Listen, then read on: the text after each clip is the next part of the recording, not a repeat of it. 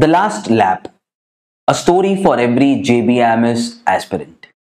ये टाइटल लेकर तुम बोलोगे क्या सर फिर से स्टोरी लेके आ गए? अरे स्टोरी से जो लर्निंग है ना वो कहीं और कहां।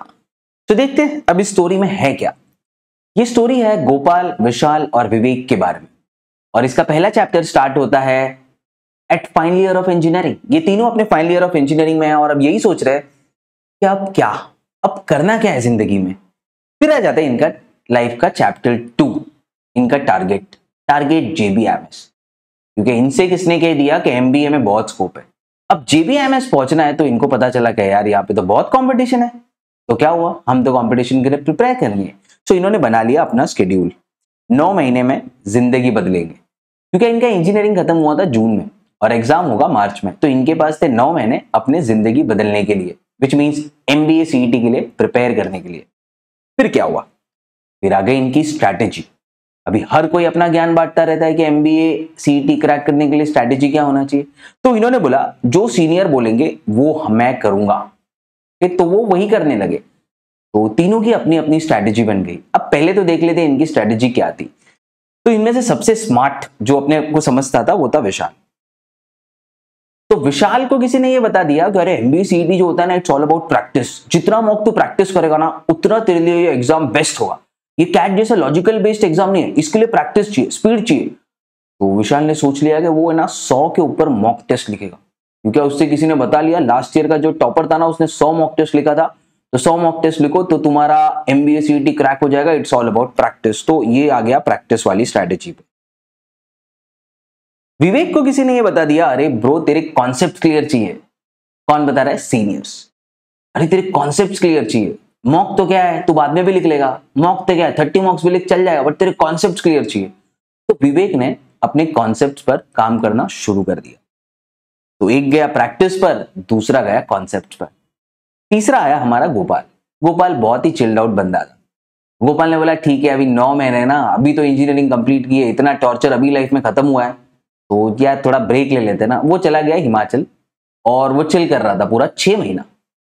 फिर क्या हो, फिर आ गया इनका the last lap which is our story.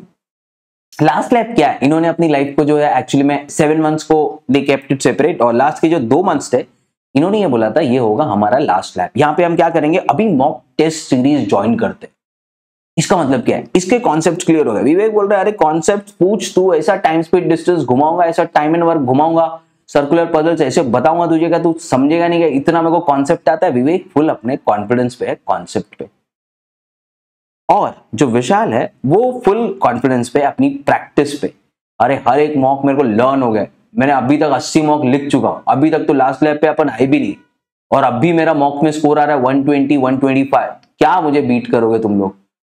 तो विशाल अपने फुल कॉन्फिडेंस में है। और तीसरा हमारा गोपाल जो है उसने अभी अपना प्रिपरेशन स्टार्ट किया, ना तो उसे कॉन्सेप्ट पता है ना तो उसने प्रैक्टिस की है। अब उसके पास है क्या, अब उसके पास सीनियर भी नहीं है, तो वो चला गया अपने दोस्तों के पास, विवेक और विशाल के पास। अब विवेक के पास जो थे ना सारे क्लासेस के नोट्स उसने ले लिए थे, जितने क्लासेस थे कैसे भी उसने करके 7 महीने में सारे क्लासेस के नोट्स ले लिए और उसने अपना कॉन्सेप्ट पूरा क्लियर कर लिया। तो उसके पास सारे नोट्स पढ़े। इनफैक्ट उसने कैट का बहुत सारा कंटेंट पढ़ लिया, एग्जाम बहुत ज्यादा डिफिकल्ट हो गया ना तो मैं तो एकदम रेडी हूं वैसा। तो विवेक के पास सारे नोट्स पढ़े, और जो विशाल है ना उसके पास 100 से ज्यादा मॉक टेस्ट पढ़े।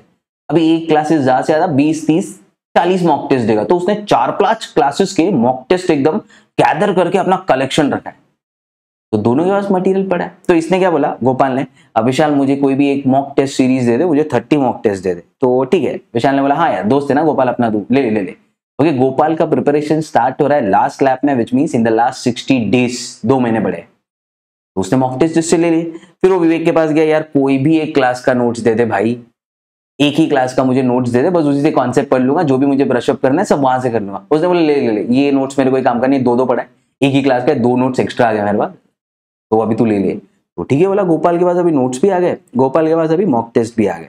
ठीक है, अब गोपाल ने अपना प्रिपरेशन स्टार्ट किया। अभी क्या हो रहा है, अभी ये मॉक टेस्ट लिख रहे हैं। तो पहला मॉक टेस्ट हो गया। ओके, पहले मॉक टेस्ट में गोपाल ने भी लिखा, विवेक ने भी लिखा, विशाल ने भी लिखा। तो गोपाल को कितना स्कोर आया, गोपाल को स्कोर आया 70 आउट ऑफ 200, ये तो हमें पता है। विशाल को स्कोर आ गया 125। विशाल तो अपना प्रैक्टिस वाला बंदा है ना, इतने मॉक टेस्ट प्रैक्टिस की एक दोगे, मेरे लिए कुछ कर दोगे क्या? मेरा कुछ नहीं कर सकते हो, तो मैं जीत चुका हूं। तो विशाल इज फुल ऑफ कॉन्फिडेंस। और विवेक जो है उसका स्कोर आया 110। वो बोला ठीक है ना, मेरा तो फर्स्ट मॉक है, मेरे तो कॉन्सेप्ट क्लियर है, तो कोई प्रॉब्लम नहीं। ओके, सो ऐसा फर्स्ट मॉक में स्कोर था। फिर क्या हुआ? फिर ऐसा 10 मॉक टेस्ट तक चलता रहा, इनका स्कोर इसमें फ्लक्चुएट होता रहा। फिर आया हमारे गोपाल की बारी। अब गोपाल को क्या समझ में आ रहा है, यार अपन 10 मॉक टेस्ट लिख रहे, अपना स्कोर 70, 80, 90 तक ही जा रहा है, अपन तो 100 भी नहीं टच कर रहे। तो गोपाल ने क्या करना किया, अभी गोपाल अपना दिमाग लगा रहा है, उसने किसी की तो सुना नहीं है, उसके पास इतना टाइम भी नहीं है। तो गोपाल अपना दिमाग लगा रहा है, मैं एक काम करता हूँ, जो जो क्वेश्चंस मेरे को नए दिख रहे और जो हर बार गलत हो रहे ना, वो टॉपिक में पढ़ लेता हूँ। तो इसने मोस्ट ऑफ द क्वेश्चन जो 70-80 मार्क्स इसे मिल रहे थे ना, लॉजिक से मिल रहे थे, क्योंकि इसने तो कुछ पढ़ा ही नहीं था, और हमारा एग्जाम लॉजिक से सॉल्व हो सकता है। ये थोड़ी जीके का पेपर है जिसमें एग्जैक्टली कॉन्सेप्ट पता होना चाहिए। ये तो बस लॉजिक है, तो तुम पजल सॉल्व कर सकते हो। लॉजिक आ रहा है तो तुम विजुअल रीजनिंग सॉल्व कर सकते हो। तुम्हारे पास लॉजिक है तो वर्बल एबिलिटी के कुछ क्वेश्चन सॉल्व कर सकते हो। हाँ, कॉन्ट्स में कॉन्सेप्ट चाहिए, करेक्ट। तो उसने ये चीजें ना डिस्कवर कर ली कि यार थोड़े ही चैप्टर में मुझे कॉन्सेप्ट चाहिए, बाकी तो मैं लॉजिक से सॉल्व कर पा रहा हूँ। तो जहां जहां मुझे कॉन्सेप्ट चाहिए ना, वो उसने पढ़ ली चीजें। तो वो हर बार ये देखता था, अच्छा ये हर बार रॉन्ग हो रहा है, तो एक काम करता हूँ, अभी सर्कुलर पजल्स में पढ़ लेता हूँ। टाइम स्पीड डिस्टेंस हर बार रॉन्ग हो रहा है, ट्रेन्स वाले प्रॉब्लम, इस बार में इसका कॉन्सेप्ट पढ़ लेता हूँ। टाइम एंड वर्क, ये हर बार एफिशिएंसी वाले प्रॉब्लम मेरे रॉन्ग हो रहे, इसका कॉन्सेप्ट में पढ़ लेता हूं। तो ऐसा कर करके वो रिवर्स इंजीनियरिंग कर रहा, वो मॉक से कॉन्सेप्ट पे जा रहा, क्योंकि उसके पास और कोई चारा भी नहीं था ना, इतने ही दिन थे उसके पास। ये ऐसा चलता रहा, ऐसा चलता रहा, और इन्होंने मिलकर लिख दिए 30 मॉक टेस्ट। अभी लास्ट मॉक टेस्ट में विशाल का स्कोर था 143, विवेक का स्कोर था 130, और अपना गोपाल था 123 पे। तो गोपाल बहुत खुश था वैसे, 123 तो पहुंच गया कहीं ना कहीं करके, एक कॉन्सेप्ट पढ़ के, और अभी लास्ट 2 महीने में 123 पहुंच गए। ओके, कुछ लोगों से ये बोल रहे थे अरे ये तो फ्लूक है, कुछ मॉक में आ गए, तेरे एक्चुअल एग्जाम में थोड़ी आएगा, लोग 1 साल से पढ़ रहे, तू कहाँ 2 महीने से आ गया यहाँ पे, ऐसा कुछ तो नया रिवर्स इंजीनियरिंग कर रहा है, जो टॉपिक के कॉन्सेप्ट चाहिए वही पढ़ रहा है, बाकी सब लॉजिक से सॉल्व कर रहा है, क्या है, ऐसे थोड़ी होता है। गोपाल ने बोला ठीक है यार, I have nothing to lose. फिर आया इनका लास्ट 1 day to go। देखिए एग्जाम आया नहीं है, एक दिन पहले एग्जाम के, तो अभी सब लोग क्या कर रहे हैं।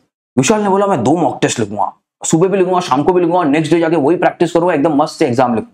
एक दिन पहले विशाल 2 मॉक टेस्ट लिख रहे हैं। और विवेक क्या कर रहा है, विवेक ने बोला मैंने जितने कॉन्सेप्ट्स पढ़े ना सब रिवाइज कर दो, सब एक साथ रखूंगा, इतना एकदम मैंने पेपर बना के रखा है, 8-9 रजिस्टर है मेरे पास, हर जगह छोटे छोटे नोट्स है, सब कुछ कॉन्सेप्ट एकदम रिवाइज कर लिए। तो ये अपने कॉन्सेप्ट रिवाइज कर रहा है, इट मींस उसने 12 से 14 घंटे उस दिन पढ़े, एक दिन पहले, और इसने 2 मॉक टेस्ट सॉल्व कर लिए, पूरी एनर्जी लगा दी। और अपना गोपाल क्या कर रहा था, गोपाल बोला भाई जितना आता है उतना आता है, अभी कुछ रिवाइज में नहीं कर रहा हूं, जो है मेरे दिमाग में वो लास्ट डे बैठ के, एक दिन पहले बैठ के गेम ऑफ थ्रोन्स का एपिसोड देख रहा था। बोला ठीक है अभी चिल करते, कुछ नहीं, वो चिलिए है, वो इंसान ही चिल है। बोला ठीक है मैं चिल करता। फिर आ गया एग्जाम डे, चैप्टर 7, जिंदगी कैसी है पहेली हाय, कभी ये हंसाए कभी ये रुलाए। तो अब क्या हुआ एग्जाम में, विशाल था हमारा एग्जॉस्टेड इन द सेंस, और हमारा एग्जाम जो है that requires a fresh brain. ऐसा नहीं है कि तुमने सब रट्टा मार के गए और वहां पे जाके उल्टी कर दिया और सब कुछ लिख दिया, वैसा तो एग्जाम में हो नहीं रहा है। तुम्हें तो नई तरह के पजल्स आ रहे, और वो ऑन द स्पॉट देख रहे तुम कितना सोच सकते हो। तो विशाल तो था काफी एग्जॉस्टेड, और पेपर जो था ना वो पैटर्न के हिसाब से नहीं है, क्योंकि वो तो पैटर्न पे था ना पूरा डिपेंडेंट। उसने इतने मॉक टेस्ट सॉल्व किए कि उसके दिमाग, उसके खून में पैटर्न दौड़ रहा था, बट पेपर पैटर्न पे था ही नहीं, पेपर तो पूरा था लॉजिक पे। जिसने लॉजिक अच्छे से यूज किया है वो पेपर सॉल्व कर पाए। तो इसे उसकी तरीके के क्वेश्चन दिख ही नहीं रहे थे। वो बोला विजुअल रीजनिंग में इतने प्रैक्टिस किए बट वैसे कोई टाइप का दिख नहीं रहा है, जितना मैंने क्वांट्स में प्रैक्टिस की जैसे टाइप के प्रॉब्लम वैसे कुछ पेपर में दिख नहीं रहा। तो फिर विशाल वहां पे हो गया पैनिक, और उसका ब्रेन था थका हुआ, वो एक दिन पहले 2 मॉक टेस्ट सॉल्व कर चुका। तो विशाल को आ गई प्रॉब्लम। फिर आती है बारी विवेक की। अभी विवेक तो कॉन्सेप्ट्स वाला बंदा है, वो यही चेक कर रहा था, अरे ये जो प्रॉब्लम है ना इसमें कौन सा फॉर्मूला लगाओ, ये जो प्रॉब्लम है ना इसमें कौन सा कॉन्सेप्ट लग सकता है, मैंने तो बहुत पहले ये कॉन्सेप्ट सीखा था, वो लगेगा क्या। तो वो लॉजिक तो सोच ही नहीं रहा था, वो ये नहीं सोचा था वो प्रॉब्लम कैसे सॉल्व होगा, वो ये सोच रहा था कि मैंने जो कॉन्सेप्ट पढ़ा है वो इस प्रॉब्लम में कैसे अप्लाई होगा। उसमें उसका टाइम बहुत निकल गया, and CET is all about timing. तो वो कुछ और ही सोचता रहा, अपने कॉन्सेप्ट ही सोचता रहा, रिकॉल ही करता रहा, उसमें उसका टाइम निकल गया। और फिर आता है हमारा गोपाल। गोपाल के लिए तो सब कुछ सही था ना, उसको जो लॉजिक से सही लग रहा था उसने वो चीज सॉल्व किया, उसके लिए तो सारी चीजें नहीं थी। पैटर्न चेंज हुआ तो भी उसको ज्यादा फर्क नहीं पड़ेगा, क्योंकि जो चैप्टर के कॉन्सेप्ट्स पढ़ने थे वो उसने पढ़ लिए, बेसिक कॉन्सेप्ट्स उसे आते, बाकी तो वो सब लॉजिक से सॉल्व कर रहा था। इसीलिए 2 का पेपर अच्छा नहीं हुआ, बट हमारा गोपाल काफी खुश था। और फिर आई एडमिशन की बारी। एडमिशन की बारी इट मींस उस वक्त आया इनका रिजल्ट। गोपाल ने स्कोर किए 143, विवेक ने स्कोर किया 133 और तुम्हारे विशाल ने स्कोर किया 123। Gopal got into JBMS, Vivek got into Sydenham and Vishal got into Chetna's Institute of Management Studies. तो क्या सीखा अब इस स्टोरी से हमने? कहीं खुशी कहीं गम। ये तो हो गई एडमिशन की बात, बट इनकी स्टोरी से हमने क्या सीखा? Logic proceeds over everything. ना तो हमें अपने आप को इतना एग्जॉस्ट करना है मॉक सॉल्व कॉल कर करके, क्या जब एग्जाम की बारी आ जाए तो हम उस दिन परफॉर्म ना कर पाए। नेट प्रैक्टिस इतनी मत करो कि नेट में ही थक जाओ, एक्चुअल जब मैच आएगा तुम खेल ही ना पाओ। वो हो गया विशाल के साथ। दूसरा जो था विवेक, कॉन्सेप्ट्स वाला बंदा। अब उसने कॉन्सेप्ट्स इतने रट्टा मार लिए थे ना without even understanding them much, कि एग्जाम में जब वो कॉन्सेप्ट्स वो सोच रहा था रिकॉल करने का, वो अगेन वहां पे पैनिक हो गया। और इन दोनों ने एक चीज साथ में की, वो था प्रेशर। बस वो ही नहीं लेना exam. The moment you take the pressure you are gone, you are already into a difficult situation, you are into a competition based exam. बस 10 मार्क कम है बट लाइफ चेंजिंग 10 मार्क है, ऐसा तुम्हें लग रहा है। लेट्स सी आफ्टरवर्ड्स, स्टोरी खत्म नहीं हुआ है। सो प्रॉब्लम ये हो गया कि दोनों ने प्रेशर ले लिया कि JBMS चाहिए, JBMS चाहिए, घर में फोटो लगा दिया, JBMS जाऊंगा, वॉलपेपर चेंज कर दिया फोन का, JBMS चाहिए। But at the end of the day वो प्रेशर ने उन्हें क्रम्बल कर दिया एग्जाम में और दिल टूट गया दोनों का। अब क्या, MBA तो इसी साल करना है, क्या पता नेक्स्ट ईयर हम फिर से प्रेशर ले ले और फिर से हमारा एग्जाम सही ना हो। तो उन्होंने एडमिशन ले लिया। और JBMS में तो गोपाल तो बहुत ही खुश था। गोपाल ने बोला अरे मेरे को JBMS मिला है, और गोपाल को ये चीज का यकीन नहीं हो रहा, बट वो बहुत खुश था। तो इससे हमने क्या सीखा? वही, प्रेशर नहीं लेना है। JBMS not everything for life. क्या सर ऐसा डीमोटिवेट मत करो क्या JBMS is not everything for life. Story का लास्ट चैप्टर तो यहां पे आता है। 10 साल बाद हुआ इनका रियूनियन। अब 10 साल बाद कौन क्या कर रहा था, चलो पहले आ जाते विवेक पे, चलो पहले आ जाते गोपाल पे ना। गोपाल अपना सबसे टॉपर JBMS। गोपाल काम कर रहा था PNG में, प्रॉक्टर एंड गैम्बल में, एक FMCG कंपनी में, अच्छा सा प्रोडक्ट डेवलपमेंट में वो था और बहुत अच्छा काम कर रहा था वहां पे। So very good work in PNG। विवेक भी कुछ कम नहीं कर रहा था, वो भी HUL में ही था, सेम प्रोफाइल में ही काम कर रहा था, उतनी सैलरी थी उसकी। तो कुछ फर्क पड़ा उस वक्त JBS सिडनम में जाने से? हाँ, स्टार्टिंग पैकेज में पड़ा। इसे स्टार्टिंग पैकेज मिला 13 लाख का, इसे स्टार्टिंग पैकेज मिला 25 लाख का। But over the period of time Vivek ने अपने स्किल्स ऐसे दिखाया कि उसका प्रमोशन होता रहा। उसने जॉब सही तरीके से स्विच किया, उसे सैलरी हाइक मिलती रही। उसका फर्स्ट जॉब थोड़ी HUL था, HUL थोड़ी सिडनम में आई होगी। हाँ, JBMS में जा सकती, तो उसका फर्स्ट जॉब कुछ और होगा, बट वो स्विच करता रहा, वो अपना स्किल्स डेवलप करता रहा। At the end of 10 years वो इस लेवल पे पहुंच गया जहां पे तुम्हारा गोपाल था।